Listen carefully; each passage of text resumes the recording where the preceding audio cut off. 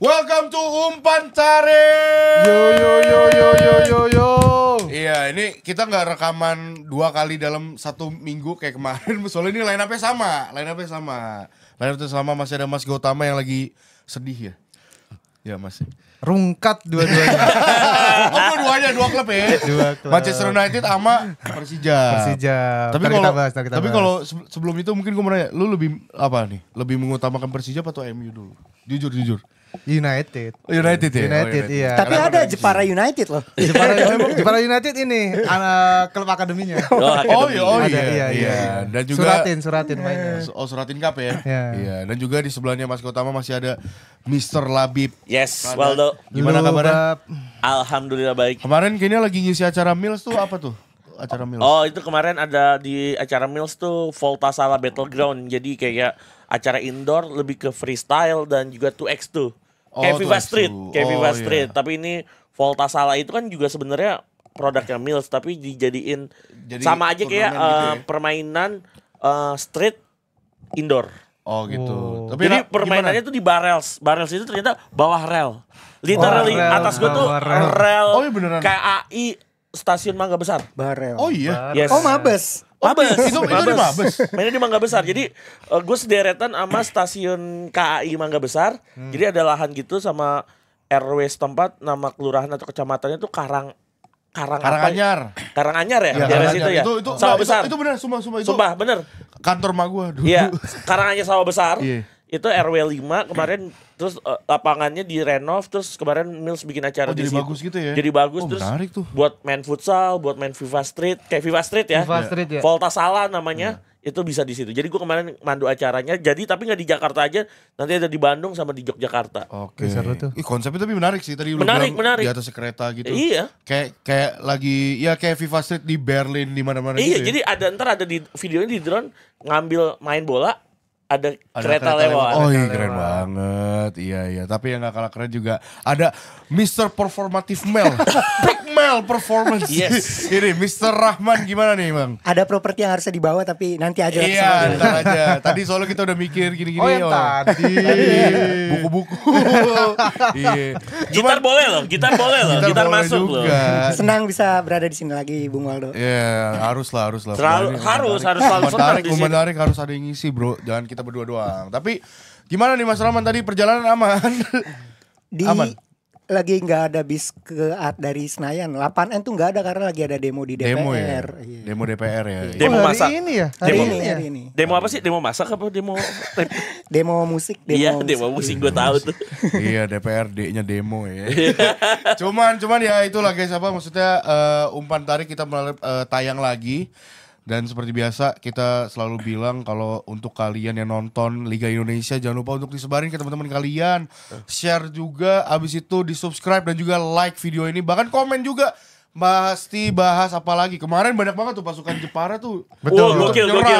Respect. Ternyata tali nyamet mentality itu kembali hadir. Coba kasih lihat. Nah dia mentalita kalinya mah. Mentalita ultra.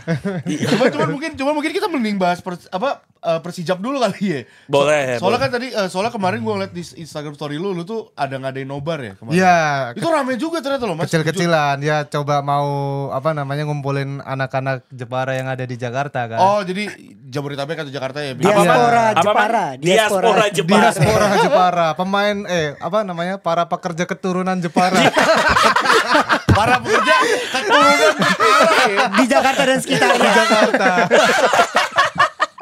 Keturunan Jepara ya. Tapi bener Mas, tapi pas dicek Jepara yang mana, bener jawabnya ya sekitar Jepara aja gitu ya. Iya, dari nama-namanya kemarin ada Agus, Sodik, gitu-gitu. Tapi itu Pantura banget ya. Iya. Tapi itu kemarin nobarnya di mana tuh? Maksudnya di daerah mana? Daerah Kemang. Oh daerah Kemang. Iya, jadi kemarin kan kebanyakan mereka dari Kemang gitu tuh. Kebanyakan ternyata base-nya adalah di BSD. Oh di BSD. BSD. Oh sama kayak pemain-pemain luar kan biasa ke BSD buat main Tarkam. Iya.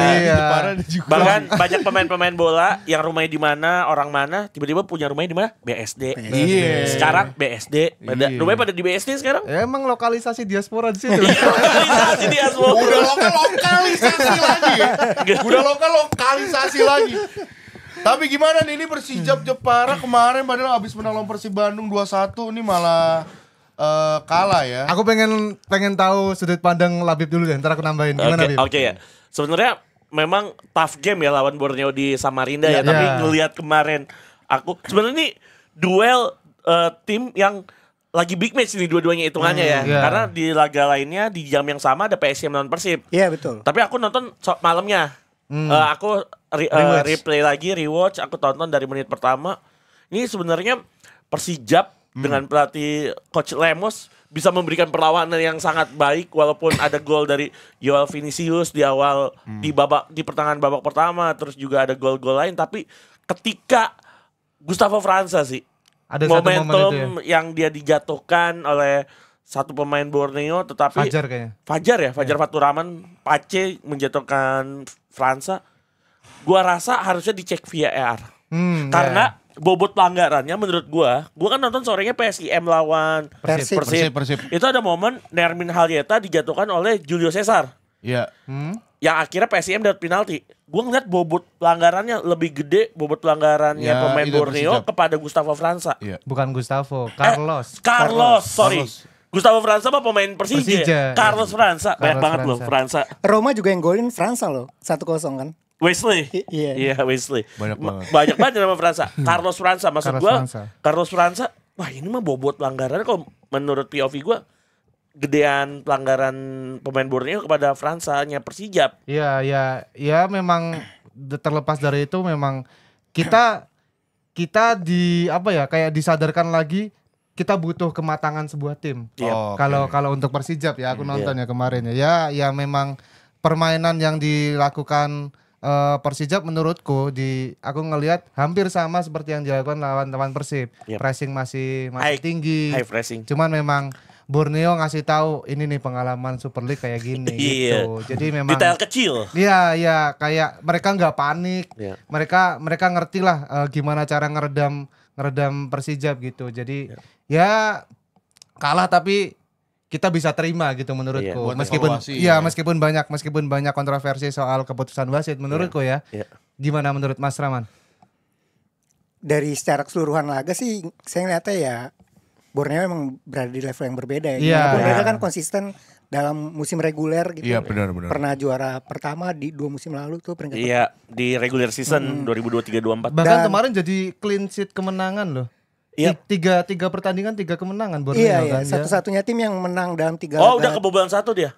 Enggak maksudnya Enggak. sapu bersih. Sapu bersih ya. Ya, sekarang Borneo tuh peringkat 1 ya. Memimpin Itu klasemen geser. satu-satunya yang meraih 9 poin dalam 3 laga ini. Yap, betul. Peralta konsisten cetak gol dalam 3 laga pertandingan terakhir. Tapi Persijap golnya bagus sih, tendangan bebas dilakukan Diki Kurniawan. pemain lokal. Iya.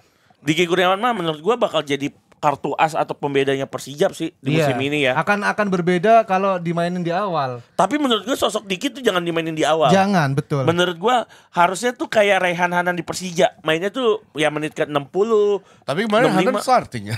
Karena nggak ada Alano. Oh, gak ada Alano ya. Karena nggak ada Alano. Tapi balik lagi ke Persijap Borneo atau Borneo Persijap. Ya. Menurut gua ini jadi pelajaran mahal banget sih buat Douglas Cruz dan kawan-kawan.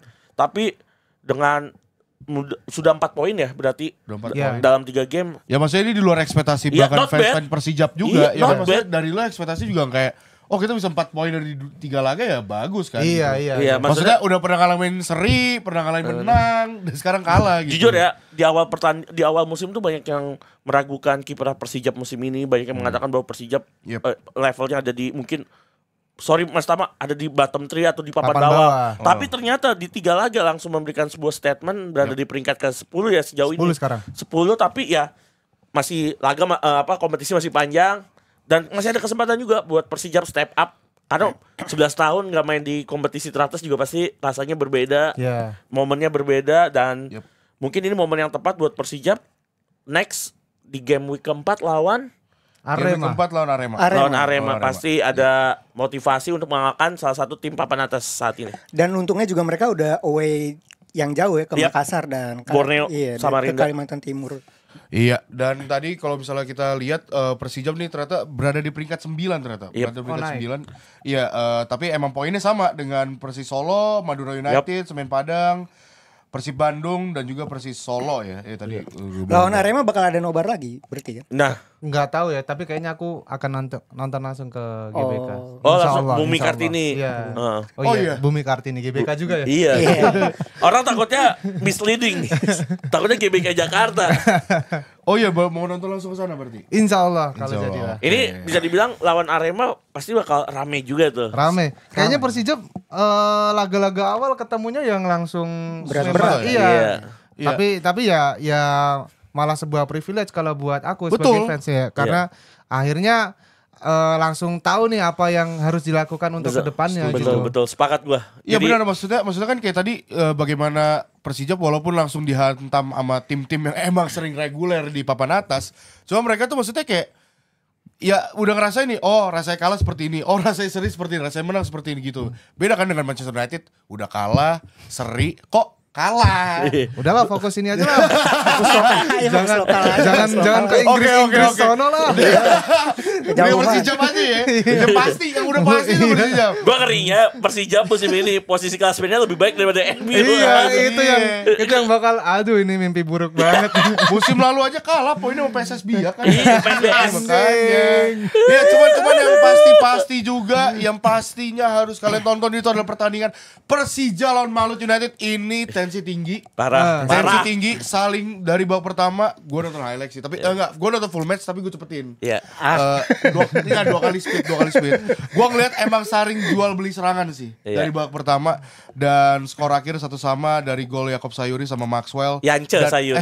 Yance. Gue kebalik-balik ya. Iya. Wajar. Dan kabarnya katanya si DDS tuh cedera ya. Iya, di menit ke-12. Dan ini mungkin nanti bakalan kita bahas soal bagaimana mungkin Malut United bisa gunain striker kemarin mereka yang musim lalu siapa? Ada bukan. Cina udah enggak ada. Pindah. Cina udah pindah ya. DDS-nya diganti Vico. Mungkin diganti Vico ya. Iya, jadi mainnya Vico lebih di belakangnya Ciro Alves sama Yakob Sayuri. Cuman gimana nih ini Bang Labib nih kan akhirnya kan kemarin kita juga sempat bahas preview ya kalau pertandingan ini bakal ada duel midfielder. Tapi kemarin gue lihat kayaknya tuh malah Malut United benar-benar manfaatin sisi sayap banget. Yance yang di kiri bener. Betul. Yance banyak banget ngelakuin crossing direct ke dalam kotak penalti juga, dan lumayan cukup menyulitkan Persija juga. Jadi gimana nih? Iya, kalau gue ngeliat memang ketika kita bilang akan ada duel di lini tengah, kita tahu mungkin Malut United mainnya lebih deep ya. Mereka nunggu banget, terlihat banget membiarkan Persija untuk ball position. Betul. Mereka, dan memang Coach Henry Susilo kalau misalnya bermain terbuka lawan Persija di JIS apalagi, ini akan menjadi satu sandungan besar, risiko besar, high risk lah ya. Dan memang ketika di awal sudah mengalami kerugian, DDS harus diganti karena cedera. Memang ini salah satu minus dalam tanda kutip DDS, bahwa match finish-nya kalau misalnya lagi drop ya menit 10 atau menit 12 aja udah bisa langsung diganti kan. Umur nggak bohong juga. Umur nggak bohong, udah 36 tahun. Langsung ngerubah pertandingan tadi. Langsung ngerubah dan membuat Tiron dan Ciro Alves ketika dia berkreasi menciptakan peluang nggak ada goal getter murninya. Karena Vico itu bukan seorang center forward, second striker.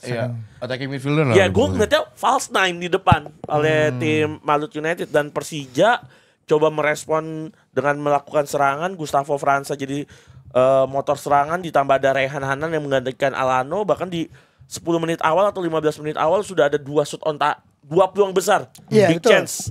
Rehan Hanan di menit kedua setelah mendapatkan umpan dari Rio Fahmi, sayang sontekannya melebar dan menghantam tiang badannya kan. Pahanya terlalu keras ya. Itu ya awal-awal ya. Itu kan. Awal-awal, dan Gustavo França mendapatkan sundulan itu asisnya Rehan Hanan. Di luar dugaan, Angga Saputro nggak dapet, ternyata masih membentur tiang. Tapi setelah itu jual beli serangan tercipta. Gue lihat kalau Malut di babak pertama tuh setelah setelah ditinggalkan oleh DDS yang harus menepi terlebih dahulu, mandi lebih cepat atau ganti baju lebih cepat, lebih tepatnya. Kalau mandi lebih cepat kartu merah ya. Tiron Diopino benar-benar coba menjadi kreator ulung. Ada satu peluang Tiron terlepas dari jebakan offside. Yang itu. Ya, one on one di posisi yang menurut gue sih sudutnya udah sempit ya. Itu keuntungan bagi Carlos Eduardo untuk melakukan save. Nah, di babak kedua turning point-nya Malut adalah ketika Persija main 10 orang. Rio Fahmi kartu merah, di situ Persija agak ketekan, akhirnya benar pecah di gol kelasnya Yance. Itu tapi nominasi goal of the season bisa jadi. Itu mirip kayak golnya Giovanni Van Bronckhorst ke gawang siapa ya? Uruguay. Semifinal Iya, 2010. Dari sudut situ. Itu betul. ujung ke ujung gitu Iya, gila dan banget itu. Eduardo kan kiper tinggi ya, maksudnya masih bisa ketepis tapi kayak bener kayak Muslera waktu nepis tendangannya Van Bronckhorst tepis tipis doang lewat terus. Tapi gue ngeliat mentalitas Persija emang komen Digis beda ya. Dukungan bener-bener luar biasa. Mainnya 10 orang, neken terus. Malut juga nggak ada pilihan untuk selain main deep, bahkan dari mid berpindah menjadi low block. Gue lihat dia ini nungguin ada bola dapet, digasak sama Sayuri Brothers, gue yakin. Tapi ada satu crossing dari Kalonego yang langsung mencari. Tadinya sebenarnya niatnya mau disundul sama siapa ya? Cecu Menezes. Gagal, akhirnya dia dapat shoot langsung. Flick header ya. Jadi dia flick header ngejauhin, ternyata bola flick header Cecu Menezes ya. Atau bukan Gustavo França, iya Cecu kena di Maxwell. Iya, Maxwell. Dan itu sapuannya Maxwell, bukan kaki terkuatnya Maxwell. Oh iya. Dia kanan. Oh. Dia paksain pakai kiri dihantam. Dan aku agak kaget ternyata dikasih power dari sudut segitu Iya. Itu yang menurutku berani anjir, berani bener kan? Iya. Bukan di pressing tapi dihantam kan? Iya, di power. Berani banget, soalnya kan ada kemungkinan ya kalau misalnya tanpa kontrol lu bisa ke kiri bahkan ke atas. Ke atas, yang paling ideal tuh maksudnya yang paling masuk akal tuh pasti Mamlang bolanya ke atas. Tapi bener-bener ke pojok yang Angga Saputro. Itu sih yang di situ akhirnya Persija dapat angin, serangan demi serangan gagal. Ada penalti yang akhirnya juga di cancel karena memang Cecu dianggap tidak melakukan pelanggaran kepada Maxwell, tapi it's okay lah. Itu laga yang high intense, high pressing, jual beli serangan, jual beli kreativitas, dan fair enough sih menurut gua. Iya, gimana nih Bang Rahman nih? Kan fair result maksud gua. Iya. Gimana nih Bang Rahman? Kemarin kan soalnya lu niatnya mau nonton gak jadi tapi kan pada akhirnya. Ada banyak hal yang bisa dibicarakan dari laga ini sih. Mungkin terlalu berlebihan atau gimana, tapi menurut gue ini salah satu laga sepak bola Indonesia terbaik dalam beberapa tahun terakhir mungkin. Iya, bisa dibilang. Banyak poin-poin tadi udah Labib bilang, tapi mungkin ada poin yang pengen gue tambahin. Kalau kartu merah Rio Fahmi kan tuh bermula dari 2 kartu kuning, dia berduel dari Yance Sayuri. Yance Sayuri dan Yakob itu sebenarnya berada di kiri dua-duanya karena mereka ngincer Rio Fahmi lah ibaratnya. Selalu Rio Fahmi itu selalu di-expose. Dari lawan Persis juga udah kelihatan. Kartu kuning pertama tuh dia ya profesional foul aja, narik gini terus Yance Sayuri ngajak duel seolah-olah emang dia pengen kartu kuning nih gitu. Kartu kuning. Terus kedua nggak ada pilihan lain, Rizky Ridho aja bilang ya udahlah keluar aja gitu ibaratnya kan. Ya nggak ada alasan. Emang ada pilihan, emang sekencang itu Sayuri Brothers. Itu emang golazo banget sih dari kiri dan pakai kaki kiri. Artinya kan Persija belum kebobolan ya dalam 3 laga terakhir ini. 2 laga ya? Ya sebelum itu tuh pokoknya sebelum Yance Sayuri belum ada gol dan peluang yang bagus banget kan. Artinya kan Rizky Ridho dan Jordi Amat tuh susah buat ditembus oleh penyerang tengah. Dan akhirnya Malu tuh inisiatif utama dari Yance itu dari gol kayak gitu roket banget sih menurut gua. Dan ada mungkin poin yang belum dibahas Labib tadi soal penalti terakhir yang dicek VAR akhirnya gagal tuh. Tadi. Menurut gue sih itu harusnya penalti karena tuh emang dia kaki kirinya nggak dapat terus loncat, tapi kaki kanan tuh melebar sebetulnya. Si Cecunya kan? Iya. Gue sih cuma menghargai keputusan wasit ya, tapi memang intensitasnya nggak langsung menghantam Maxwell, cuma berhasil meredam pergerakannya Maxwell. Tetap harusnya foul kan di situ. Sama yang laga PSIM Persib tuh yang terakhir juga Putros itu kan begitu, yang kaki pertama nggak kena tapi kaki kanannya melebar, akhirnya ankle-nya Putros kena sama Reva Adi. Iya. Dan ada poin sedikit lagi yang panas laganya tuh supporter ada tuh kan yang ngelempar sepatu. Itu salah satu. Itu ada yang ngevideoin Tiron ngambil corner. Dan bukan Ciro mau ngambil Ciro atau Tyron ya? Ciro mau ngambil corner, dilempar sepatu, ditarik langsung. Dan poin kerennya The Jack yang di sekitar itu langsung, wah jangan kayak gitu dikeplak-keplakin diamanin sama korlap Stewart juga, Mas Stewart juga itu dikasih paham.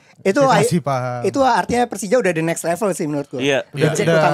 Itu udah memperlihatkan kedewasaannya. Iya, itu bisa dibilang kalau itu oknum karena ketika si orang ini ngelempar sepatu langsung ada yang narik. Narik lu ngapain? Kalau mau corner terror lu misalnya ngebuin kata-kata itu udahlah wajar dalam pertandingan sepak bola. Kalau udah serangan kayak gitu kan berbeda ya itu. Itu udah fisik itu bisa. Nah, abis itu yang hebatnya ditariknya langsung sama dari korlap ke Stewart diturunin langsung. Nggak pakai lama. Nggak pakai lama diturunin. Dia masih nunjuk ke yang Kalau udah dia langsung ditutup. Langsung dikeplak lagi sama Stuart. Lu yang salah. Jangan belagu lu yang salah gitu. Lu yang salah langsung. Betul. Semoga kayak gitu jadi percontohan di stadion-stadion lain. Maksudnya gue harap itu juga benar sih, maksudnya jadi contoh lain buat para fans juga ya. Gue yakin juga banyak fans-fans yang melakukan seperti itu juga. Cuman mungkin emang ya I don't know, mungkin jarang disorot media atau gimana, karena emang itu benar-benar contoh yang bagus banget dan gak pakai lama langsung ditarik Stuart. Udah langsung under 1 menit. Abis itu 1 menit bener. Yang gue dapat infonya tuh orang langsung dikeluarin dari stadion JIS. Bennett gak? Kalau Bennett susah ya. Dia harusnya tuh di Bennett bisa karena dia itu kan ID card kan? Dia Korwil. Itu tribun Korwil. Tribun selain barat itu tribun yang Korwil. Jadi harusnya bisa kedetek dia dari Korwil mana, dan kalau berani ke Bennett itu luar biasa sih buat luar biasa. Iya, pokoknya respect juga ya buat orang yang mungkin pada aware di sana juga. Soalnya pas gue liat si Ciro juga kayak ngeliatin itu dilempar terus kayak ada pemain Persija yang lagi latihan. Pada ketawa-tawa juga. Bahkan mereka kayak ngapain lu ngapain gitu. Jadi kayak tapi akhirnya Ciro ngasih itu loh, tanda tangan ke fans-fans yang Persija mungkin yang Ciro secara attitude baik ya. Juga ngasih jersey match worn ke Bang Karbit. Oh iya, sama ini. Dia ada supporter yang bawa jersey Fluminense karena kan Ciro dulu pernah main di Fluminense. Ada yang nanya, "Ciro, how are you?" Ciro jawabnya, "Baik, alhamdulillah." Ada di IG. Alhamdulillah ini Bikoir. Ada tuh dia bilang, "Baik." Ada yang nanya pakai bahasa Inggris. "Ciro, how are you?" "Baik, alhamdulillah." Tanda tangan di mana katanya gitu. Ke Bang Karbit juga dia duluan tuh yang nyapa, "Gimana kabar?" kayak gitu. Iya, secara itu pemain emang gila. Kalau yang lewat di Instagramku ini yang ada fans waktu pemain Malut keluar salah sebut Yakob sama Yance. Yakob di belakang gitu. Salah nyebut ya. Oh, dia ke Yance ya. Iya, atau kebalik gitu, pokoknya ada gitu. Gue juga masih bingung makanya tadi kan kayak kebalik-balik tuh yang nendangnya cetak gol siapa gitu kan. Emang identik banget sih kemarin. Next game apa, Dok? Sama-sama bagus. Dan akhirnya sekarang kita kebahas tentang yang ngomongin soal bagus nih. Ini performanya tiba-tiba ngamuk bagus banget. Yaitu Persebaya. Ngamuk di GBT lawan Bali United nyetak 5 gol. 5-2 ya, 5-2 skornya 5-2, dan emang ini tuh bisa jadi salah satu boost confident buat Persebaya next match-nya karena mereka dari 2 laga terakhir kalah sama PSIM waktu first match ya kan, habis itu cuma menang 1-0 lawan Persita ya kan, dan akhirnya lawan Bali United. Ini lawan Bali United yang dimana emang performnya juga lagi bagus. Mereka bisa ngebantai, ya ini benar-benar jadi bekal bagus banget buat Persebaya buat next match itu bakal lawan PSM di away. Dan ini kalau setelah gue lihat ya, tadi gue lihat nonton match highlightnya, mini match, dan sebenarnya mereka tuh punya pemain-pemain yang cukup bisa kompetitif ya, maksudnya bisa bersaing banget di top 5 ya. Maksudnya Rivera ada Mitroshevski, abis itu ada Bruno, ada Gali Freitas juga gitu. Dan ini bisa ngebantai Bali United 5-2, gimana nih guys? Kalau gue sih singkatnya kemenangan lawan Persita itu boost banget. Karena walaupun penampilan Persebaya waktu itu belum memuaskan, tapi yang penting 3 poin dulu buat meningkatkan psikologis dan juga mentalitas di locker room. Dan terbukti Eduardo Perez bisa membawa tim ini ketika menghadapi Bali United yang sebelumnya berhasil menahan imbang Malut 3-3. Tampil luar biasa, dominan. Bruno Moreira berpindah role, bukan posisi role, biasanya sebagai seorang finisher, tapi sekarang jadi provider, alias melayani. 2 assist benar. 2 assist melayani. Perovic bisa buka keran gol. Gali Freitas tampil sebagai super sub. Yang paling intinya adalah MVP 2023-2024 yaitu Chacis Rivera. Itu bisa kembali menemukan kreativitas yang hilang dari tubuh Persebaya. Paling utama Hernando save-nya tambah banyak. Bagus banget. Hernando main bagus banget, dan menurutku aku juga setuju sama Labib ya, pertandingan Persita kayak Persebaya tuh langsung kayak ngerasa nemu jalan nih. Nemu jalan dulu. Iya, kayak gini caranya nyetak gol, kayak gini cara main kita gitu. Dan kemarin lawan Bali United kayak mereka mainnya lepas aja gitu. Kayak gak takut kebobolan. Mereka tahu gimana cara untuk handle Bali permainnya kayak gimana. Dan ya udah 5 gol, tapi menurutku agak kaget juga aku sebanyak itu bisa nyetak gol. Apa yang terjadi di Bali United menurut Mas Rahman? Kalau aku sih jujur lebih nonton ini Manchester City yang kena pressnya habis sama Tottenham Hotspur karena di laga bersamaan. Tapi Tapi kalau pengen tag yang gue ambil dari laga itu kan laga tercatat sebagai laga gol terbanyak sejauh ini ya. Sejauh ini 7 gol terjadi di pertandingan itu. Iya, dan apa namanya? Ini Rivera tuh udah golin dari 2 laga terakhir ya. 2 gol dan kemarin dia nge-assist juga. Tapi terlepas itu kan kalau Rivera kan memang yang diharapkan bukan gol, selain golnya adalah kreativitasnya. Untuk membangun serangan buat Persebaya, dan akhirnya Rivera kembali, yang gue bilang flyernya dia ketemu lagi, kreativitasnya dapat lagi, dan kontribusinya semakin bertambah. Dan mungkin jadi upgrade. Selamat buat Bonek. Dengan kembalinya the true Green Force. Rizaldi juga kemarin main ngelakuin assist juga ya. Dan sekarang Rizaldi tuh kayaknya emang lebih, sekarang mainnya tuh jadi right wing back ya. Gua tuh tahu dia jadi back sayap tuh waktu pas dia diwawancara yang lawan Manchester United tuh. Sorry banget gue ngebawa klub lu lagi. Arsenal All-Star. Dia tuh diwawancara kan gimana rasanya kok latihan jadi right back gitu. Ya saya mah cuma ngejalanin pelatihan aja karena emang ini jujur pertama kalinya saya berada di posisi ini, dan ternyata sampai dilakuin juga ya di sebenarnya di musim lalu itu oleh coach Paul Munster ketika Paul masih melatih Persebaya. Paul itu pakai formasi 3-4-3 dan Malik Rizaldi pernah jadi RWB. Kalau RWB kan masih ada nyerangnya kan. Kalau RWB kan benar-benar defense lebih banyak fullback kan, bukan wingback kan. Iya, lebih banyak insting defense yang dibutuhkan kan. Tapi ya mungkin Malik Rizaldi coba yang tadi Waldo bilang, coba menjalankan instruksi pelatih, dan pemain-pemain kayak Malik Rizaldi kan kalau bisa menjalankan instruksi pelatih dengan baik kan bakal banyak kepake ya. Yakob Sayur sama Nyanji kan juga bisa jadi RWB, bisa jadi RWF kan.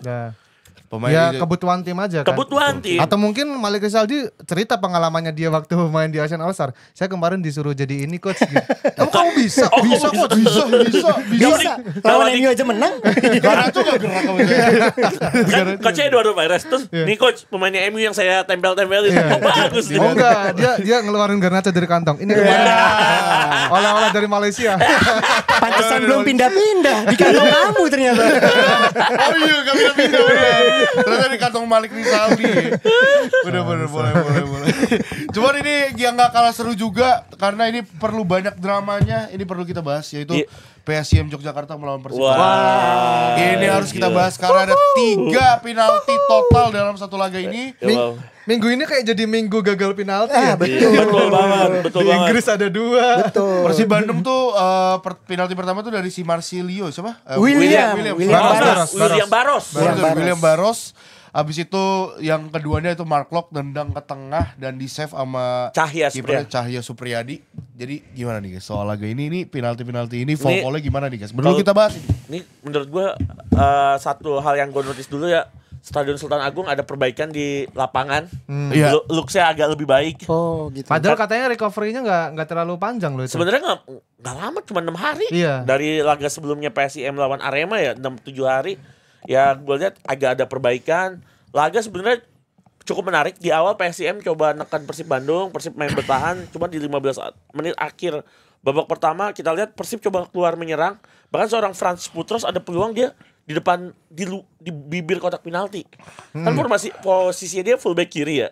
Naik sejauh itu bikin satu peluang dan ada beberapa peluang lainnya. Menurut gue it's okay buat Persib yang coba merespon serangan dari PSIM. Jadi jual beli serangan, jual beli ball position juga. Di babak kedua baru ada gol, berawal dari gol penaltinya PSIM ketika Nerwin Halyeta dijatuhkan oleh Julio Cesar.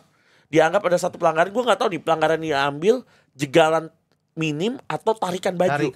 Menurut gue tarikan bajunya. Karena yang di kaki soft touch aja menurut soft touch ya kan, gue bilang makanya nggak terlalu berat kan. Tapi ada tarikan terlihat banget ke bajunya Nermin, dan Nermin harus kehilangan keseimbangannya. Dieksekusi sama Zé Valente dan sebenarnya nggak lama ada penalti lagi. Betul. Reva Adi jadi pesakitan, jadi PSM ini total udah dihukum 3 kali penalti. 3-3-nya Reva Adi terlibat. Yang ngasih. Ketika lawan Arema 1 dan Persib 2 handsball, tendangan penaltinya William Baros ke atas, tapi gue bilang nih, waktu perpanjangannya 10 menit. Gue bilang ada Titanic moment nih. Ada Titanic moment nih, gue bilang kayak gini nih. Matrikardi bikin gol 90+5. Nah, Titanic momentnya terjadi. Frans Putros ada tackle-an dari Reva Adi. Reva Adi lagi. Reva Adi lagi. Masalahnya nggak bakal diomelin kapten. Gimana ya? Mungkin pelatih kali ya. Dan jadi yang menarik adalah sebelum Klok nendang penalti kan masih dicek VAR. Ya lama tuh, agak lama. Klok udah naruh bola di titik putih. Wah. Tapi Cahya Supriyadi biasa. Diutak-atik semua itu. Blowing game, main blowing. Main games. Dia ngomong ke Klok terakhir sih.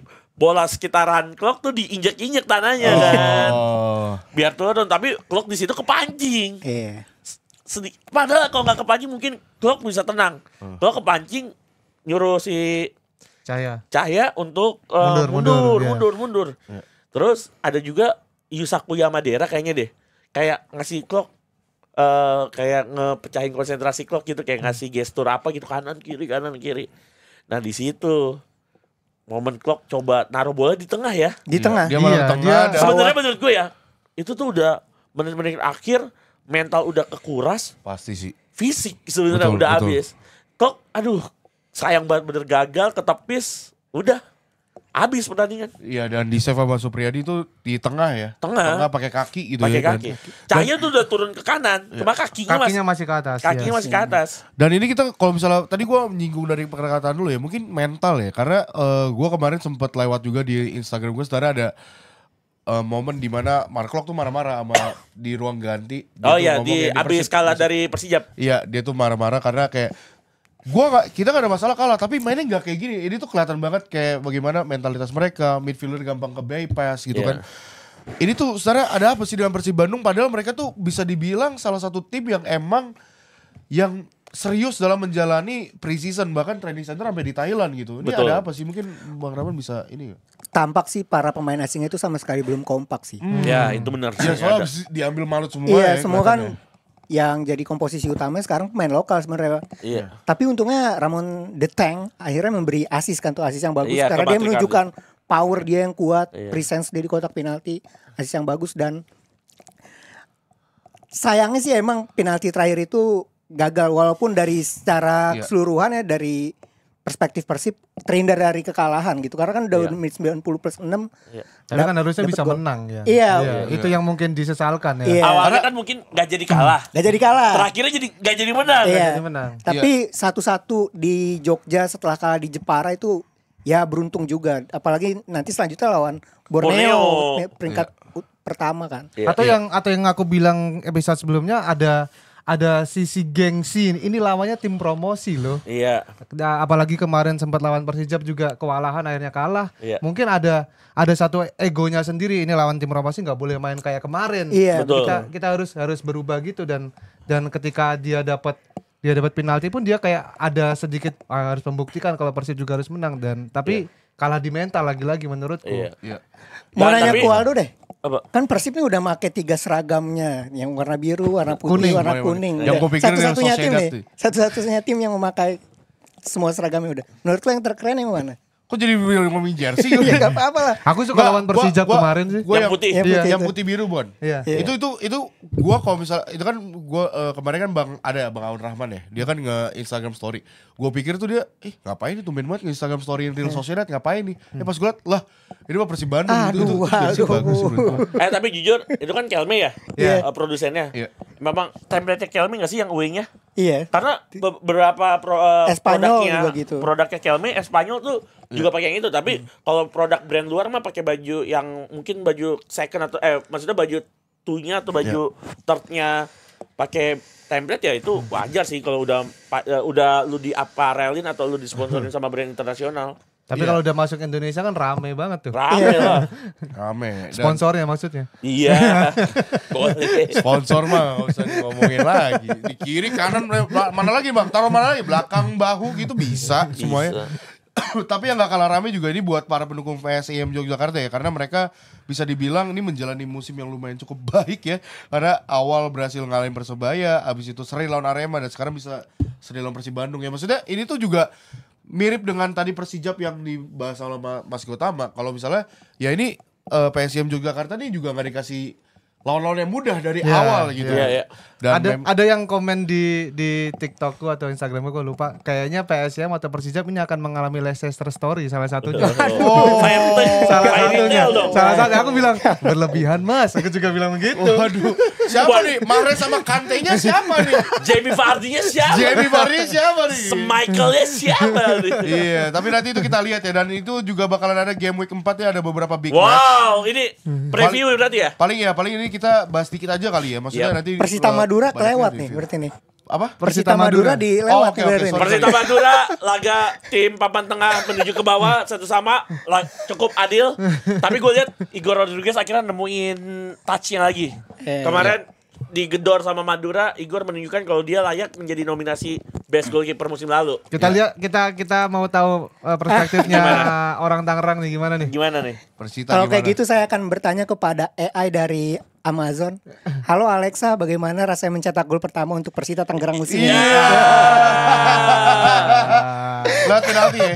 Lihat penalti. Itu kan satu laga 2 penalti kan lewat golnya. Itu kalau kalian perhatiin dari sore sampai malam tuh banyak penalti banget. Banyak banget. Banyak. Yang salah satu gong terakhir kan Bruno Fernandes kan gagal penalti. Tapi di Liga Jepang nih, Kyoto Sanga menang 4-0 dari FC Tokyo. Kyoto Sanga saat ini jadi pemimpin klasmen.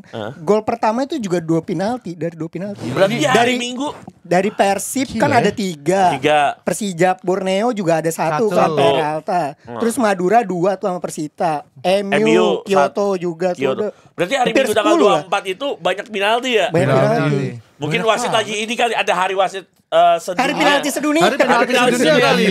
Penalti. Aku berikan penalti. Penalti ya semua ya. Tapi yang Fransa nggak dikasih tuh. Iya. Saya nggak ikutan ya. Ya, selain itu juga tadi ya Madura United Persita, PSBS Biak 2-2 lawan Persis Solo. Itu penalti, itu ada penalti juga. Dewa United Persik juga ada penalti juga. Persema Padang 1-1 PSM Makassar, dan Arema lawan Bayangkara juga ada penalti di menit akhir juga Dalberto. Ya ini penalti league ya. Cuman ya itu tadi kita juga bakalan preview dikit aja lah mungkin ya. Iya boleh. Ini ada Dewa versus Persija, PSM versus Persebaya, dan Persib versus Borneo. Ini juga Persib lawan Borneo gimana nih guys? Apakah ini ada harapan untuk Persib Bandung yang lagi mental down tapi langsung ketemu Borneo nih? Ya kan ada yang bilang juga Borneo gue lihat kemarin baru menang 3 kali karena lawannya Bayangkara, PSBS sama terakhir kemarin Borneo Persijap. Gue bilang wins is win still win. Ini kemenangan yang menurut gue penting bukan karena lawannya siapa, tapi di awal musim mereka bisa ngambil poin benar. Strike kemenangan itu penting banget buat meningkatkan kepercayaan diri, stamina sih, motivasi juga. Apalagi mereka saat ini lagi di peringkat 1, jelas punya motivasi sangat ganda, dan Borneo punya rekor yang cukup baik ketika menghadapi Persib Bandung, dalam artian seringkali merepotkan Persib Bandung. Di sisi lain Persib Bandung tadi sudah banyak yang mengatakan bahwa pemain asingnya kurang blend, bahkan banyak yang bilang juga malah pemain lokalnya seperti Sadil Ramdhani, Etam, terus juga Mark Klok, juga Adam Alis bahkan yang akhirnya kemarin memberikan magicnya Teja Pakualam, Teja Pakualam yang akhirnya menjadi core atau backbone-nya tim Persib. Ya menurut gua waktu kurang lebih 1 minggu buat Coach Boyan gimana meramu tim ini ya jelang nanti libur. Mungkin ada waktu lagi, ada libur FIFA Matchday ya, 2 minggu. Ntar kita bahas sedikit. Nah ini kesempatan banget buat Coach Boyan jelang FIFA Matchday harus memberikan terbaik. Menurut gue karena ini penting banget ya. Penting banget di hadapan publik sendiri di Bandung. Betul. Dan maksudnya kalau ini menang mungkin malah jadi boost confidence banget buat Persib. Ini buktinya peringkat 1 gue bisa menangin nih. Udah bisa ngalahin ya. Lebih dari 3 poin nilai kemenangan ini. Betul, lebih dari 3 poin benar. Penting karena memang abis ini kan memang akan libur. Jadi ninggalin satu legasinya itu bagus. Iya, biar nanti setelah lanjut lagi habis FIFA Matchday juga moodnya juga oke gitu. Apalagi balik ke Bandung yang mana 2 pertandingan away yang berat dari Persib kan, yang ke Jepara dan Jogja. Harusnya balik ke Bandung jadi comfort zone-nya mereka yang aku harus kasih tahu ke para konsesan lain kalau Persib tuh nggak ada masalah apa-apa harusnya ya begitu ya. Iya, untuk tim yang statusnya defending championship sih kekalahan kemarin sih harusnya nggak jadi masalah ya. Mereka harus cepat balik ke form terbaik Dan yang masalahnya adalah di sisi lain Borneo lagi top-topnya nih. Lagi panas-panasnya nih. Joel Vinicius. Ini juga jadi pembuktian ya kalau memang diragukan karena lawannya kemarin adalah yang memang bukan tim besar. Iya, bukan papan atas ya. Ini apakah ketika lawan Persib juga harus jadi motivasi terlebih juga buat Borneo? Gua ngeliat sih dari belakang ya, skuadnya komposisi Borneo dari Nadeo, Fajar Faturrahman, Kehirose di lini tengah, Peralta di sisi sayap, depan di Joel Vinicius. Lagi-lagi Borneo menunjukkan bahwa pemain asing baru mereka yang mereka dapatkan yang mungkin kita asing mendengarnya, lagi-lagi perform. Itu kan salah satu kelebihannya Borneo ya. Dan kita akan melihat lagi gimana nanti di GBLA pemain-pemain tersebut menghadapi tekanan dari pemain Persib. Mampu nggak menjawabnya? Ini challenging juga. Itu aja sih kalau dari gue. Ini harusnya gue diskusiin sama Adex ya. Tapi Borneo itu ternyata tuh klub yang terlahir sebagai pengelola acara. IO. Kan Born as an event organizer. Shit. Gak tahu sih. Dex. Males banget, gue kira apaan? Gue kira sepenting itu. Anjing, gue kira beneran. Cuma abis itu juga ada PSM versus Persebaya. Ya tadi kita juga udah bahas juga sih, maksudnya Persebaya lagi naik banget, lagi on fire banget. PSM juga seri sama Semen Padang. Jujur ya, duel dua tim Perserikatan mau posisi lagi gimana, mau lagi kalah atau menang, bakal seru. Duel dua tim Perserikatan ya. Berarti ini salah satu match yang perlu kalian tonton ya. Wajib. Ingat loh, mau libur FIFA Matchday 2 minggu, BRI Super League tuh lagi disayang-sayangnya hampir seluruh supporter Indonesia. Iya. Supporter bola di Indonesia. Bicara klub Perserikatan, kok lu dari 3 episode gak bahas Bayangkara FC sih yang bukan Perserikatan, kenapa tuh? Kan bukan Perserikatan. Oh belum. Ada aja dulu. Instansinya ada, main bolanya belum. Oke. Oke, lanjutnya ada Dewa United versus Persija.